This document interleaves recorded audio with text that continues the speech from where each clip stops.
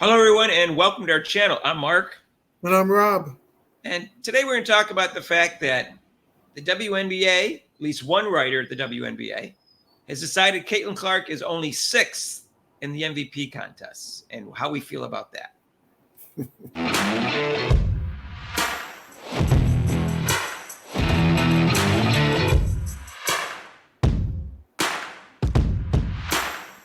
And hey, if you haven't subscribed to our channel yet, why not?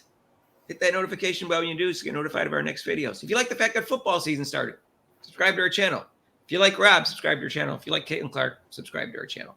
Just subscribe. Going for 5,000 and we need your help. The MVP award is a very abstract award. Player of the Year award would be much simpler for people to, try to vote on. Because the MVP now, you got to try to figure out how many victories did that particular player add to a team. And that's the way you're supposed to look at it. So the best player isn't necessarily the MVP, although oftentimes the best player is the MVP. So it's a very hard concept, and there's no exact answer sometimes. However, sometimes things are clearer than others. And I will go over what they argued here in the website. This isn't like the WNBA making this big statement. It's a guy named Mark Schindler, who unfortunately has the same first name as me. Oh, you know what's wrong then. Oh my gosh. And then at the bottom, he says he writes columns for WNBA.com throughout the season and can be reached at Twitter. The views on this page do not necessarily reflect the views of the WNBA or its teams. So this is just a guy who happens to write for the WNBA. Mm-hmm. So they don't know what he's going to write ahead of time. So it's not like the WNBA is saying this, but he does write for them. Before we get into this, I'll repeat what I said in the other video. I said, someone said to me in a comment, well, if Cailin Clark makes her teammates better than anyone else in the league, which I think she does by a large margin, shouldn't she be the MVP? And I said, well, it's not that simple, because when you're the best player, which I think A'ja Wilson is still the best player in the league, just by the fact that all those things that you do to contribute to your team to winning as being the best player and the attention that you draw, that adds to victories also. So it's not that simple. And that's why I said there's no exact answer to this, but it's not an exact concept. So just because you make the teammates better than everybody else doesn't mean necessarily you should be MVP. But that's a factor. Just as if your team is winning is a factor. If you're the best player, that's a factor. All those are factors. And so you just have to consider everything and then try to make some sense out of it, which isn't easy because it's abstract. I have the same opinion I did last week. I still think Cailin Clark should be third in the MVP voting. And I think that's a pretty clear position. But I know people that think Cailin Clark should be first. I know people that think that it should be a unanimous vote for A'ja Wilson, which I think is a silly argument. Just unanimous just means I think that and everybody should agree with me. I think that's a silly thing to claim. Right. Unless someone's like twice as good as everybody else, then I guess you could make that kind of comment. So that's irrelevant. They didn't say that about the Rookie of the Year vote, which it should be unanimous. But, of course, they say it about the A'ja Wilson being unanimous. So A'ja Wilson's first and Napheesa Collier's second. But Napheesa Collier's team is winning better than A'ja Wilson's team. So just in terms of consistency, if you're going to argue winning, then why isn't Napheesa Collier first over A'ja Wilson? Because A'ja Wilson's team is not doing as well as it did last year, Rob. Right. Yeah. I mean, I'm looking at the standings. I'm like, the Aces are below them, and Collier, she's been playing lights out since after the Olympic break there, and so. Right. Everybody knows everybody's stats. So I'm not going to go into player stats in this video. Instead, I'm going to talk about the teams and their placements and what kind of help they have. The Las Vegas Aces only lost 6 games last year, and now they've already lost 13. They were 6-6 until Chelsea Gray came back. All right, so now they're 16-7 since she came back, which still isn't as good as last year. It's because last year they were 34-6. So they're not as good as last year. So that's an argument against A'ja Wilson. We'll get to Napheesa Collier now. So she plays for the Lynx. They're in second place, 3 games behind the New York Liberty at 26-9. Their winning percentage is .743. Last year, the Minnesota Lynx were only .475 winning percentage. So they've gone up a lot since last year. Mm-hmm. Now, on the Minnesota Lynx, they have the best coach in the league, so that's an advantage that the players have in terms of winning. The delightful Reeve. Yes. Delightful Cheryl Reeves. So I think that's an advantage because I think the Indiana Fever would have another 5 to 8 victories if they had a better coach. Yeah. Be that as may, they don't have a stacked team, Rob. Kelly McBride, and they got Courtney Williams and stuff like that. Alana Smith, they're all pretty good players, but they don't have a bunch of Olympians on their team. She's the only one. Cailin McBride's an all-star in the past, so that's it. So you can make the argument Nafisa Collier has a lot less help than Asia Wilson, and they got a better record. Right. So you can make an argument for Nafisa Collier to be the MVP this year. So it shouldn't be a unanimous vote, and we're not even talking about Caitlin Clark at this point. Right. So anyways, but Asia Wilson's having a dominant year. I would still vote for her first, and I can see the argument for Nafisa Collier. It's for second. I can see her for first. I have Caitlin Clark third because last year they only won 13 games. And this year, the only thing they basically added was her. So they're above 500. It's the first time they made the playoffs since 2016. First time they've been above 500 into 2016. And their winning percentage this year is 528, Rob. And last year, their winning percentage was only, let's see if I get it right. Winning percentage was 325. So they made leaps and bounds from last year. And she's also like you said, part of the most valuable player is making her team not just wins, making her team and teammates better, which she is. They're all playing better. The team is playing better, a lot better since she's been on the team. She's the most valuable player. And players have said this. Sue Bird has pointed this out. Even the delightful Cheryl Reeve said that she plays at a pace which is difficult to deal with. That makes her valuable. She's the best passer in the history of women's basketball. That makes her valuable. It gets wide open shots for people because of the attention she draws and the great passes that she makes. So yes, she makes everyone else better by a large margin. Again, you can make that argument. Okay, she should be MVP. All right, but it's not that simple. She's got some flaws to her game. Her on-ball defense isn't very good. She has too many turnovers. Not as many as people think. It's not as bad as haters think because she makes high risk passes, and some of the turnovers they attribute to her really aren't turnovers, but that's another story. Right. So anyways, so I have her third, and then in first place is the New York Liberty. Oh, just want to point out, she does have some talent with her. Okay, so she does. She has no Olympians on her team, though. She's got 2 All-Stars on her team. Okay, Leah Boston and also Kelsey Mitchell are both playing very well right now. So yeah, she has some help. You got to take that away from her a little bit, but she has a lousy coach. So that counters everything. That's putting it mildly. Now the New York Liberty has a better record than last year. Last year their winning percentage was 800, and they ended up at 32-8 in second place. And it's irrelevant, but they lost in the finals last year to the Las Vegas Aces. This year, their winning percentage is 829, so it's actually slightly better than last year. So you give them a little bit of credit for that if you want. But Rob, they got a great team. Yeah, they have 2 of the 5 best players in the league on one team. Yeah, they had a couple of players there where it's like, whoa, okay. They signed a couple of good players that were like, okay, so, but it's not just Breanna Stewart and Sabrina Ionescu. Jonquel Jones is a former MVP, and she's projected, according to ESPN, to be second-team All-Pro this year. So Lainey Hamilton is a very good guard, and Courtney Vandersloot, she's older now. She's 35, but she's a veteran point guard. So they got an excellent team. And they got a great coach. They have a very good coach. The coach is the Australian women's team. So they got a lot of help.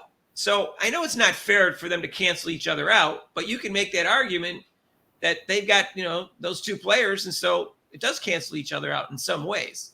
You can certainly make that argument.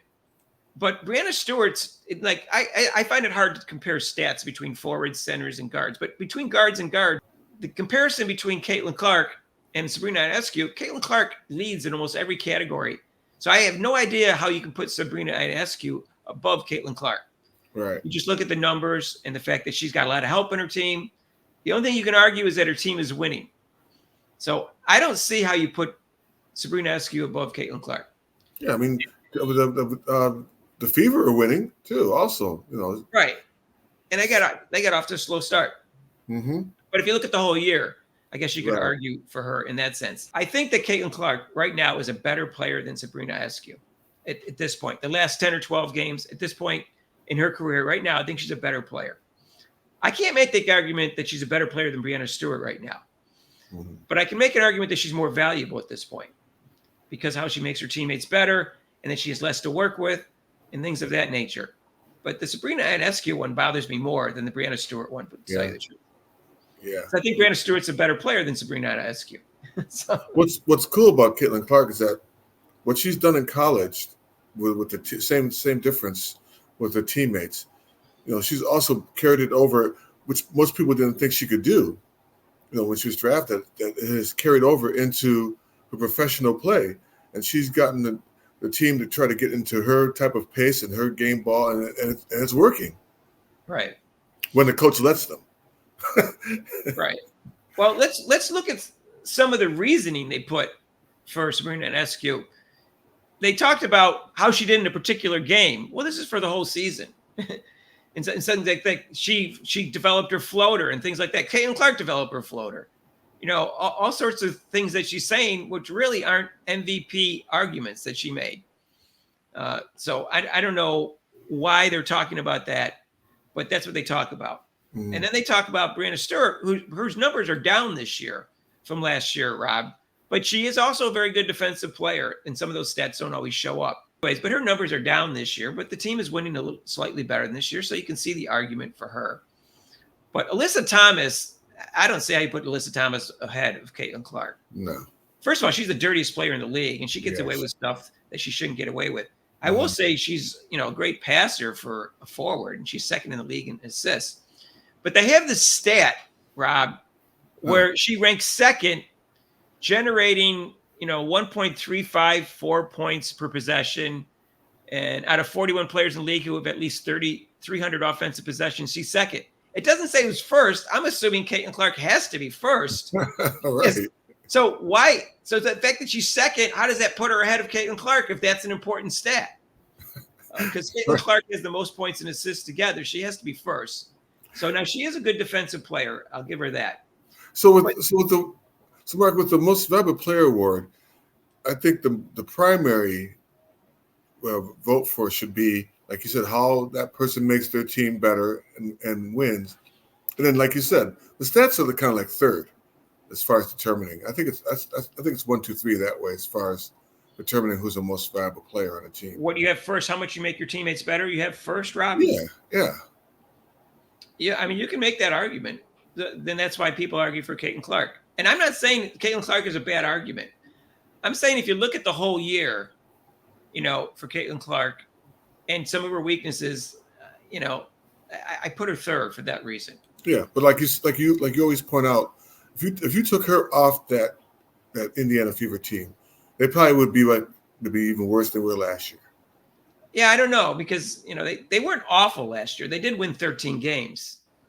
So, I mean, the Connecticut Sun went up a lot, Rob. So, I'm sorry, the Minnesota Lynx went up a lot from the. I'll take that back. So, Alyssa Thomas plays for the Connecticut Sun, and some people don't think she's their best player.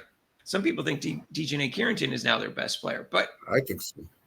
Yeah, I don't know. I'm not sure.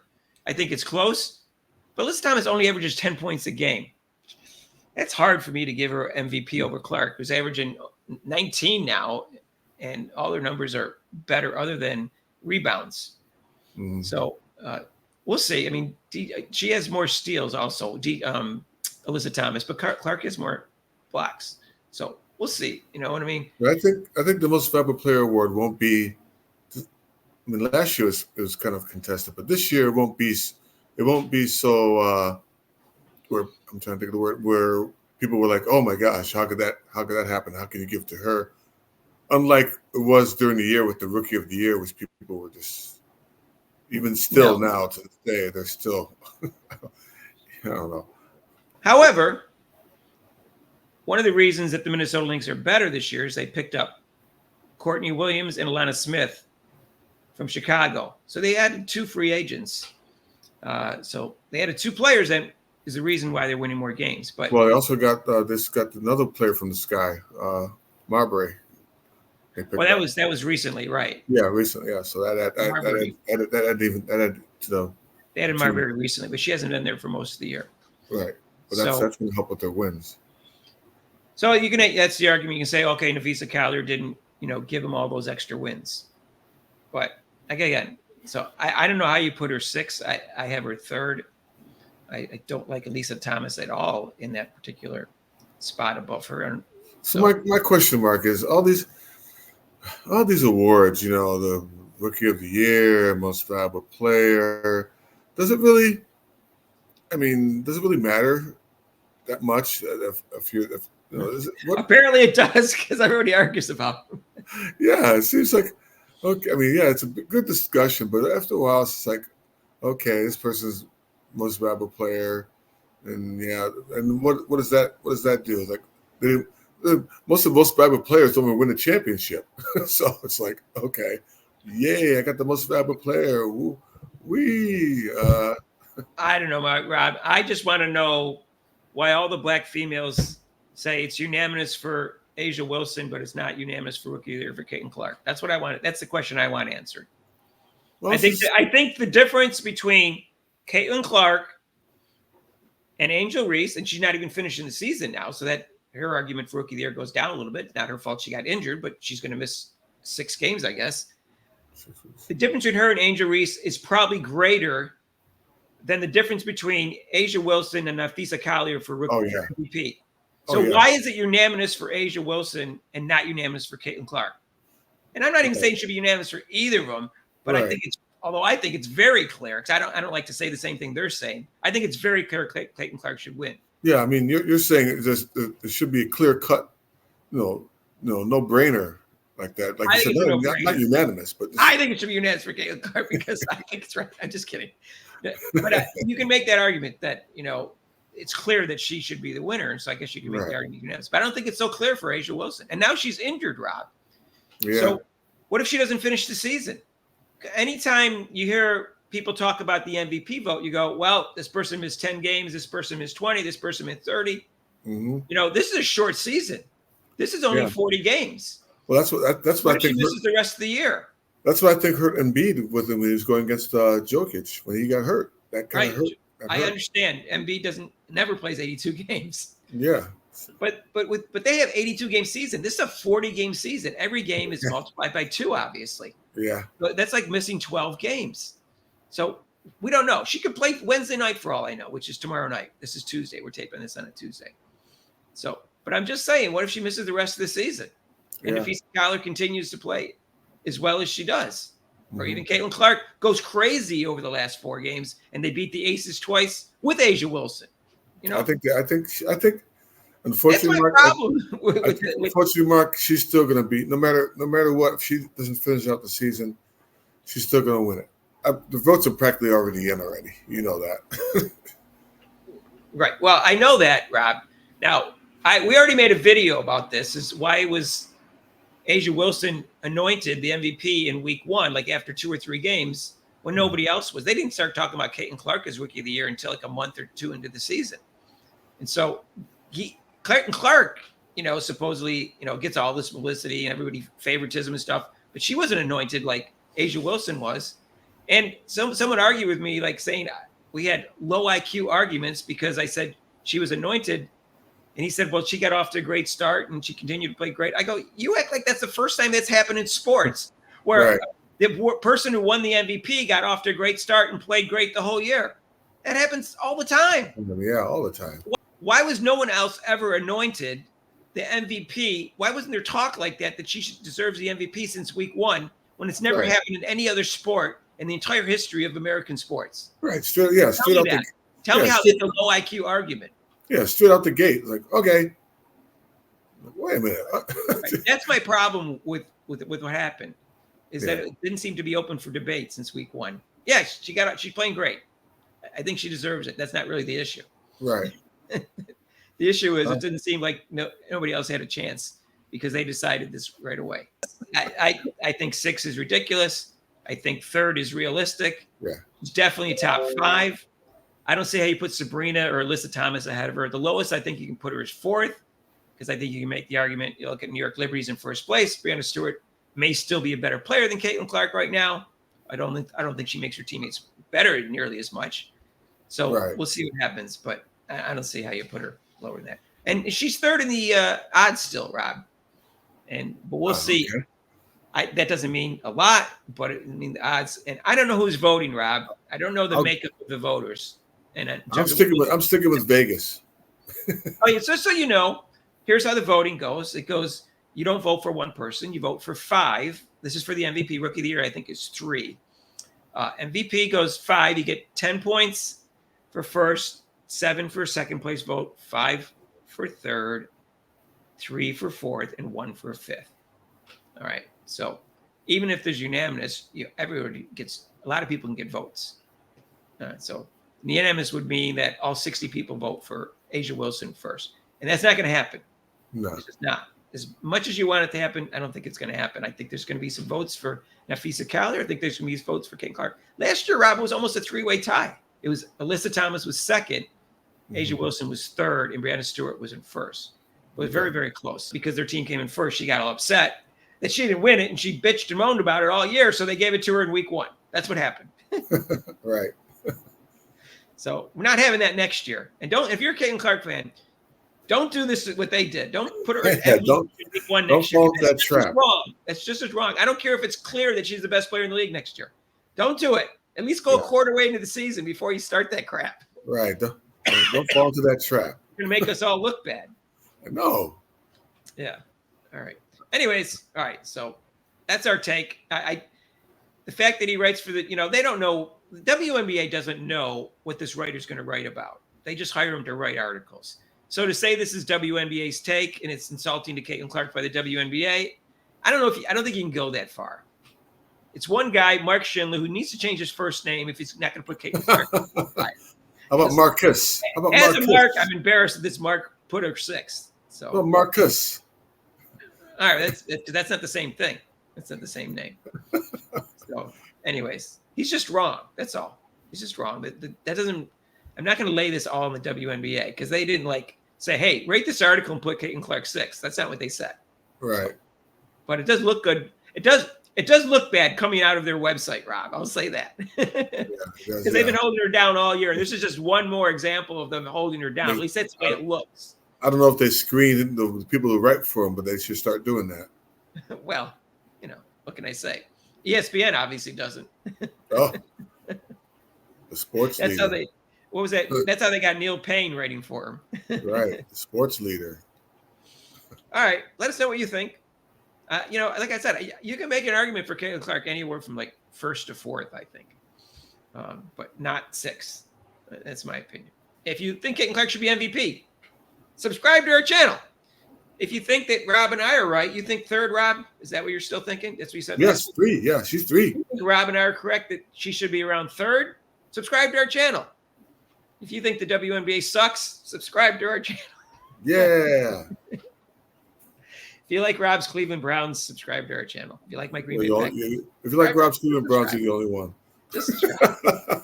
We're going for 5,000. We need your help. If you want to join us, you can watch Cailin Clark. I don't know if A'ja Wilson's going to play, but going to play twice this week, and it's going to be Wednesday, and it's going to be at 7 o'clock on NBA TV, and then Friday at 7:30 on ION. Let's see if they set some more viewership records. Cailin Clark sets one. She's already had 19 games that have been 1 million viewers or more this year. Only been 22 in the whole league. She was 19, part of 19 of them. It's Cailin and other people too, Rob. I didn't see that coming, Mark. I did not see this coming. I didn't see it coming. Rob, open your eyes. Open your eyes. You didn't see I this got 4 of them, so. I didn't think this was going to be popular. I don't think I couldn't. Yeah. I don't know why she has a fan base. I didn't know that. Oh, gosh. All right. If you like this video, hit the like button. And if you want to donate to this channel, you can with super chats and super thanks down below and a link to PayPal. And we'll see you in the next video. Peace out.